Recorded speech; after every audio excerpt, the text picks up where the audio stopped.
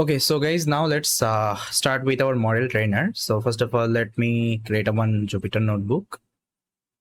I'm going to name it as 04 model trainer.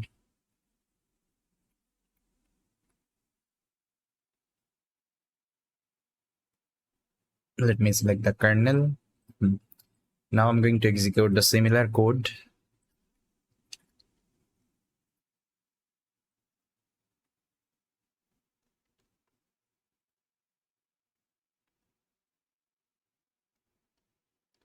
So you can see I'm inside my project working directory. So first of all, I have to update my config.yaml. So let me update it. So this is my model trainer configuration. So you can see it is going to create a folder called model trainer. Inside that, it will save the model. Okay, model.joblib. You can also save the model in a pickle format. It's up to you. And this is my training data path and this is my testing data path. Okay, I hope it is clear. Now, one thing you have to also mention the parameters of the model. So here I'm going to use this ElasticNet model. And I think I already showed you ElasticNet model is having actually two parameters. Let me show you. So if I search for ElasticNet sklearn, so if you go to the sklearn documentation, you will see that it is having actually so many parameters, but we'll be tweaking these two parameters actually, alpha and L1 ratio, because this is the regularization parameter. I think you already know. Let's say in future you want to change, these are the parameters. Okay, just to get a good performance from the model. So what you need to do, you don't need to open the, let's say, your component. That means you don't need to open the actual code. So only you will be opening this params.yaml file and there you will be changing and it will reflect inside all of your code. Okay, so this is the idea. So let me show you. So here you can define the parameter like that. It's not about actually ElasticNet. You can use any kinds of model. You can use random forest, you can use decision trees, but make sure whatever parameter actually we are having with respect to that model, just try to mention in the params.yaml file and from there you can read it. Okay, that's it. Now here I have defined the ElasticNet, alpha and L1 ratio. Going forward, I will also show you how we can perform the hyperparameter tuning as well. We'll be keeping different model, okay, model configuration, and we'll be loading all of the model one by one, and we'll be doing the hyperparameter tuning. And based on that, we'll be selecting the best model.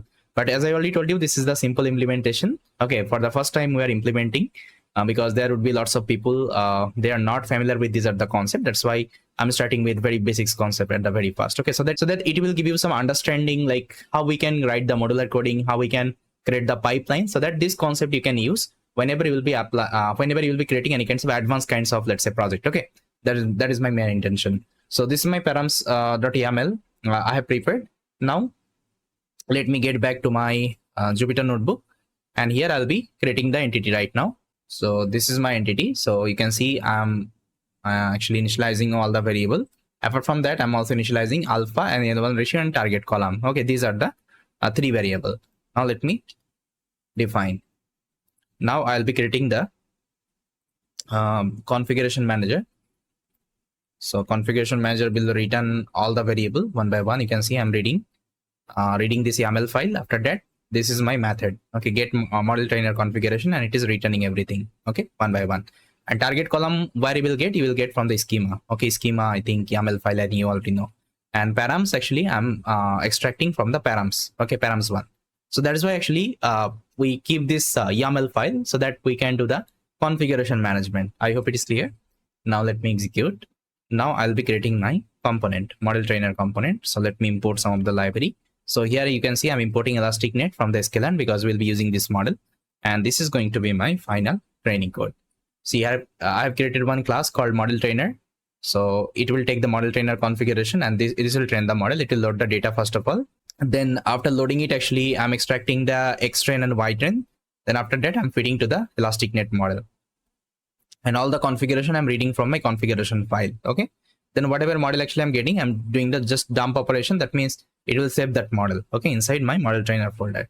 Now let me show you. And if I want to execute, I need a pipeline. So this is my pipeline, guys. I'm initializing my configuration manager, getting the configuration, passing it to my model trainer, and I'm calling the train method. Okay. Now if I execute, you will see that model will be trained. Now it's executed. Now if I go to the artifact, model trainer, see model.joblib is present. That means you have successfully trained your model. Now let's try to convert this code as our modular coding.